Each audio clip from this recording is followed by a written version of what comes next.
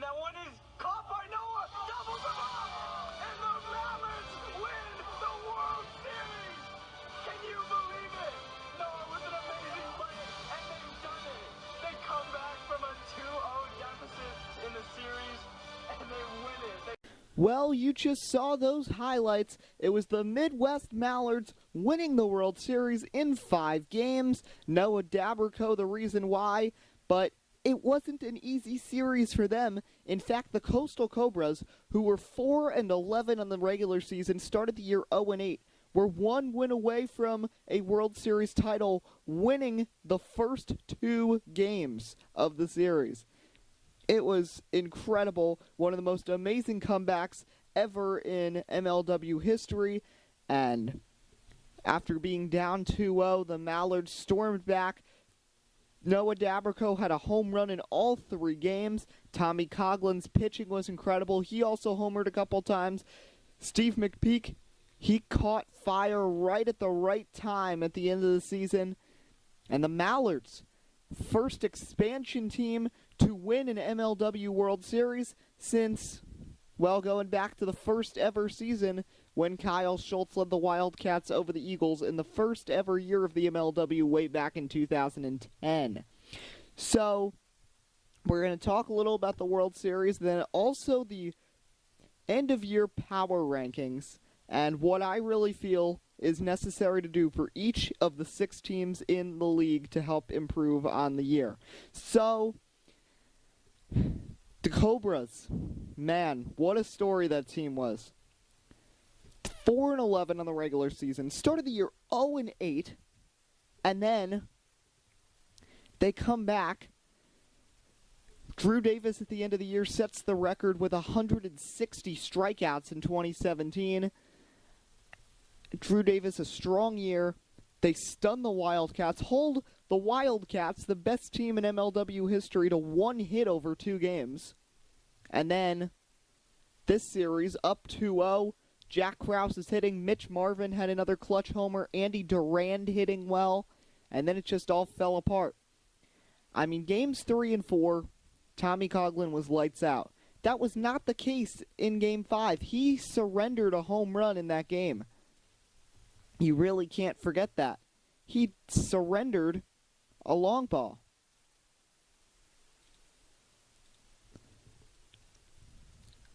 Because it was 2-0. And then the Cobras tied it up in the bottom half of the inning.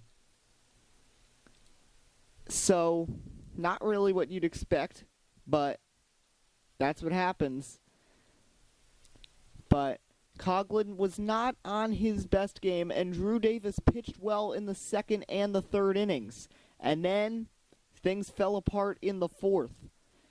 Now, I don't have a good clip of this, but I think it should be noted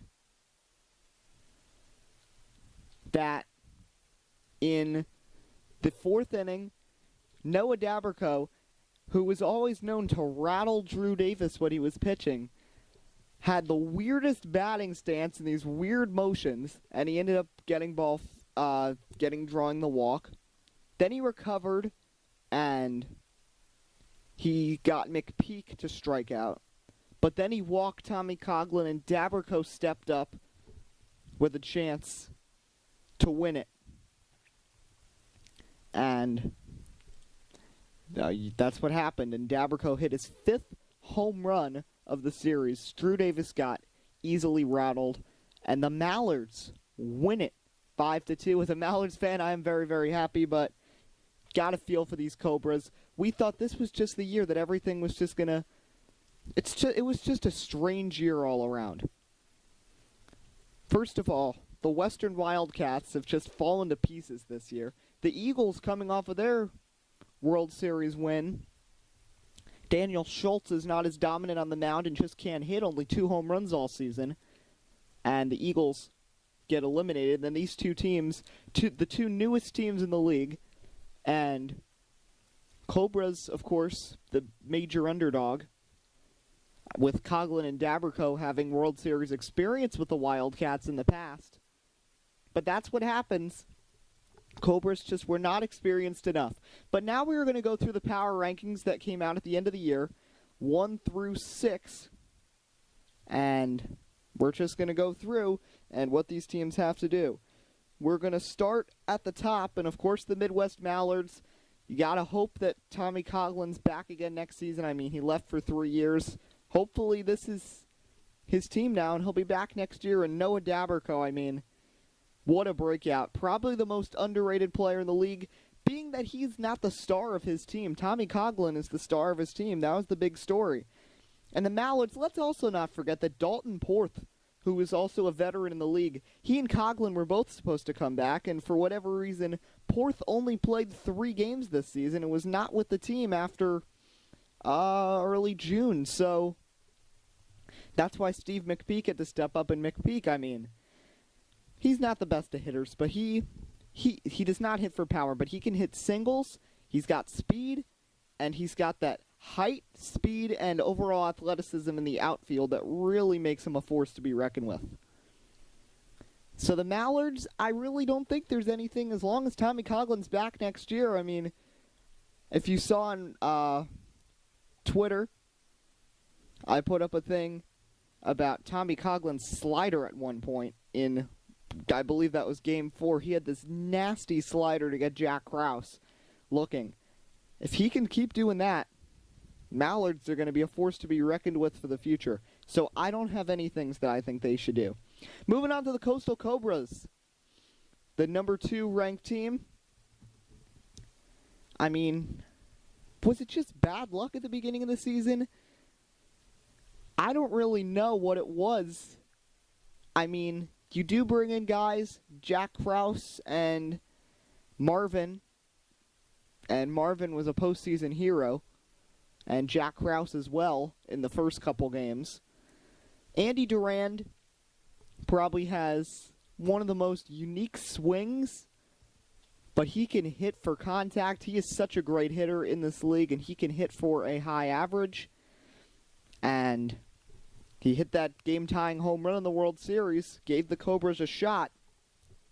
But Drew Davis, he just has to stop getting rattled in pressure situations, and he cannot be letting guys like Noah Daberco get into his head, because that's when he loses control, when he walks someone, and then he tries to be safe because someone rattles him, he ends up throwing a bunch of bad pitches, and his off-speed stuff is just way off the plate. And then he tries to settle himself back down, but honestly, in your mind, if you're going to try to get a pitch into the strike zone, it's going to be a fastball in any sort of wiffle ball, baseball, softball, anything. But his fastballs do not have that great of movement or speed, and then he left a hanger to Daberco, and that's how the Mallards won that game. So Drew Davis has to keep from getting rattled. But the Cobras have a good roster. Andy Durand can hit. Drew Davis can hit too. He hit .390 this season. Didn't really hit in the World Series, though. And then Marvin and Krause, those 2 bats, definitely Jack Krause. I don't know for sure. Marvin might have just been a lucky break. Remember, they did have Cam Ballou earlier in the season, but they ended up parting ways with him halfway through and replaced him with someone else. So that was an interesting deal. But anyway, the Cobras, number 2 team according to this ranking. I completely agree with that. Overall, the ranking of these 6 teams I completely agree with. So now we move on to number 3, the 2016 champs, the Eastern Eagles. Eagles couldn't go back-to-back, and it says the future still looks bright for them. They will be back, and I think so, but they do have some improvements to make. Daniel Schultz this season, this was not one of his better years. Schultz, just looking statistically, yes, he hit .362, and he did have the 11 homers. He only had 2 in the second half, so I don't know why I said he had 2 homers early in this all season. I don't know why I said that. I made a mistake there. But and in terms of his pitching, it wasn't incredible this year. He had the 1.76 ERA, but not as great as it could be. The walks were still good, but he did allow 20 runs this season, and they did end up giving Ryan Crack the ball 5 times to start. So possibly making a turn, and he had an ERA of 2.61, so it wasn't too bad.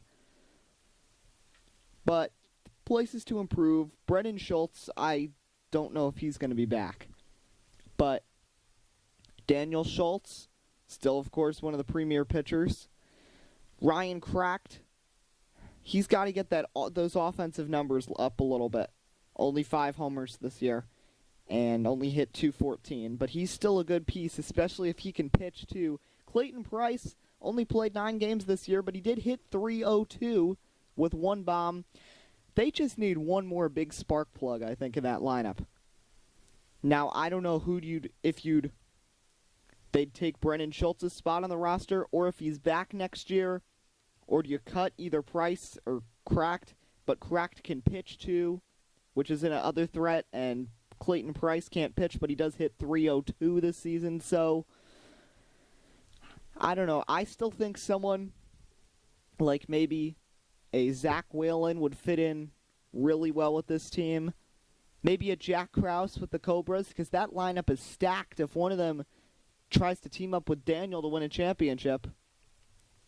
That's my only suggestion, but they'll be a good team once again next year nevertheless. Now the Pacific Predators, team with Alec Warda. As it says, the Preds went toe-to-toe with the AL champs but couldn't quite get around to them with the bats. They need to pick up a solid offensive weapon this season, and that is something I once again completely agree with. But the question is who? So a great year all around from Alec Warda. If the team had been a little more successful, I think he would have been MVP caliber, had 9 homers, 22 ribbies. Remember, Chad Renzi came back this season for a few games, but he had a home run, but did not play that much. Renzi, I think, is pretty much done. But Warda hit .279 and he pitched well. But around him, it is not that impressive. Jack Eigner, the big guy, only hit .182. He did have the 5 homers, but unless he's hitting home runs, he's a guy home run or bust. He struck out 47 times this year. Home run or bust. And then Brennan Russell, who was one of the good, very strong players in this league years ago, now only a 140 mark this season with 5 homers. Overall was 13 for 50. Not a good sign. Did draw 24 walks, but they don't need like an Andy Duran type of singles guy. They need a power bat. Now, I think Kyle Schultz would fit in here perfectly with his pitching numbers going down, which we'll get into in a couple minutes. But I don't think he would be leaving the Wildcats anytime soon. So Zach Whalen would also fit in well here. I think Jack Krause would be a perfect fit.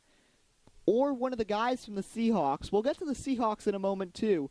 They had a decent roster. They've got Alex House and Ryan Gable, and both of them could hit some splashes. Or maybe the Predators just got to look for someone new. There's going to be new players in the league this year, so we'll see. So now we go to number 5.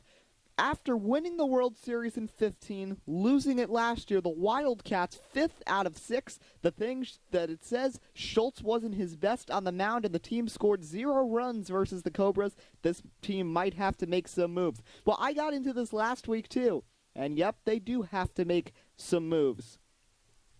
Because when you just go through the offensive statistics, you got Kyle Schultz. He did hit 12 homers this year, wasn't as powerful, but still hit .390, and Zach Whalen. But after 1 and 2, that lineup just absolutely falls to pieces. And the Ruley brothers, it's not a good sign. So, I mean, like I said, Tom and Chris Ruley, I think they will be good in the future. I don't know if the deal is to keep them together on the same team. I don't really know how that exactly works, but if you could I don't know, send one of them somewhere else. My suggestion would be Tom had the better year than Chris. I'd see maybe if Tom would go to the Cobras and you could bring in Jack Krause as a spark plug. And then all of a sudden, keep Rulli in there, and then the other Rulli, Chris Rulli, as he starts to get a little better and he gets a little older, I think they're still only like 12 or 13, as he starts to get used to this type of pitching, the Major League Wiffle Ball pitching, he's going to be a much better player. And then you throw him in with Schultz, Whalen, and then Jack Krause, that lineup would be unstoppable. Now, the only other thing that would kind of detract from Jack Krause, and then maybe make one other remark about this, is the fact that Kyle Schultz did not have his dominant stuff on the mound this year. He has been bypassed. He was the number one pitcher in the league 2 years ago, I'd say, hands down. Now, I think, now that Tommy Coughlin's back, he definitely goes in front. Drew Davis, 160 strikeouts this year. He still had 11 strikeouts in the World Series game. He did walk 8, but I think he still goes up there. And Daniel Schultz. So I think Kyle Schultz is all the way down to 4th, maybe tied with Warda for 4th in terms of pitching. So Zach Whalen pitched 3 games this year. He did allow 10 runs, but was pretty solid and had 27 strikeouts in just 11 innings. Would you try him? Would you try a young kid like one of the Rullis to pitch? Or would you go out and get a pitcher? And that's what I'm going to leave on the Wildcats. They need a bat, they need experience, and they need pitching to be the World Series caliber team that they once were. So now we move to the final team on the list, the Southern Seahawks. The Seahawks, it was a rough year. A terrible losing streak to end the season, tied with the Cobras for worst in the league. And, it just hasn't been good. Only 8 homers from Alex House this year. He did hit .358, and he can pitch, so I think it's time. He was on a World Series team with the Wildcats, so it's time for them to build around him. Michael Stachelski, and he only played in 10 games last year. I think he's gone. Ryan Gable only had 6 homers. He did hit .286, so he could be an option. He and House both pitched all right. House did have a 6.53. Gable had a 3.82. And then Kyle Garrick only hit .119. I think Kyle Garrick's career is coming to an end. So, what do the Seahawks do? They are so far behind everyone else. Because when you think about it, you got the Wildcats 5th, and you've got the best player in the history of the league in Kyle Schultz and Zach Whalen, who led the league in average on that team, and they're the team right ahead of the Seahawks. So how do the Seahawks stack up? How do they improve? Well, they got to get some sort of pitching. They need to throw in a guy in there who can pitch.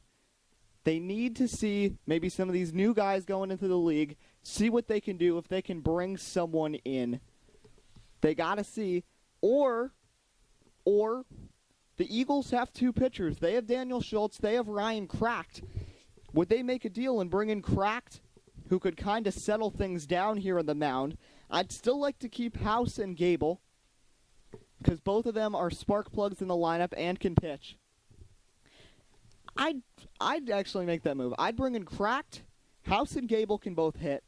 Cracked is more with the pitching. He becomes your pitcher, and then you bring in one more new guy who can hit, or maybe like someone who is kind of established themselves, like a Mitch Marvin, and that would be perfect. So that is going to wrap up our show. We'll have one more weekly edition next week, where I'll be talking about who I think should win all the awards, or if they've already come out by then, I'll be reacting to who won the awards, MVP, Cy Young, and those types of things. And then we're going to become a monthly show whenever there's news to get to in the MLW. But expect a show next Friday, and I hope you enjoyed. I'm Eddie Kalegi. We'll see you next time on the Weekly Wiffle.